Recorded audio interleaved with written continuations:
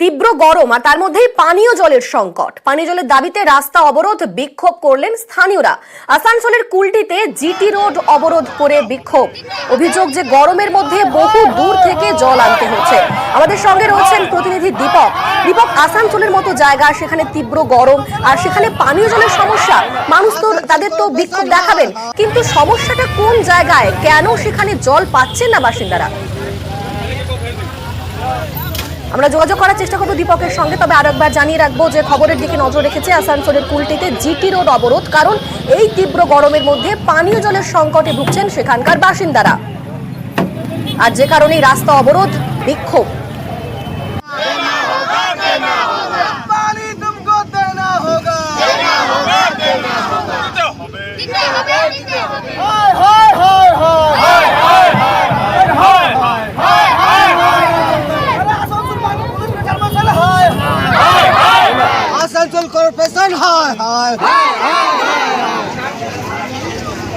আমাদের সঙ্গে রয়েছেন প্রতিনিধি দীপক। দীপক, আসানসোল রীতিমতো গরম, সেখানে তার মধ্যেই পানীয় জলের সমস্যা, কিন্তু সমস্যাটা কোন জায়গায়? কেন পানীয় জল পাচ্ছেন না সেখানকার বাসিন্দারা?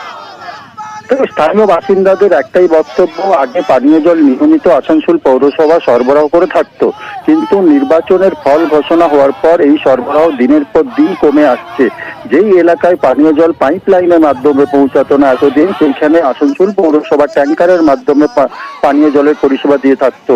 কিন্তু যেভাবে বিজেপির অভিযোগ, কি যেভাবে লোকসভা নির্বাচনের ফল ঘোষণা হওয়ার পর কুলটি বিধানসভা এলাকায় বিজেপির ফল খুবই ভালো হয়েছে। যদিও তৃণমূল প্রার্থী জয়লাভ করেছে, কিন্তু কুলটি বিধানসভা এলাকায় বিজেপির ফলাফল ভালো হওয়ার কোপ পড়েছে কুলটিবাসীকে।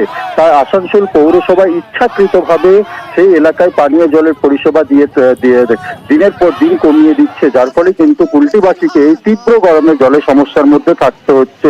তাই আজকে তারা আসানসোলের কুলটি বিধানসভা এলাকার বরাকর বাজার রাস্তা অবরোধ করে জিটি রোড বিক্ষোভ দেখাতে শুরু করে। তাদের দাবি একটাই, নির্বাচনের ফল যাই হোক না কেন, কোন যে প্রার্থী জিতুক বা অন্য প্রার্থী হারতেই পারে, কিন্তু পানীয় জলের পরিষেবা বন্ধ কেন?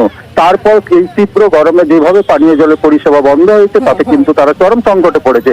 অবিলম্বে পানীয় জলেরই পরিষেবা স্বাভাবিক করতে হবে। বেশ।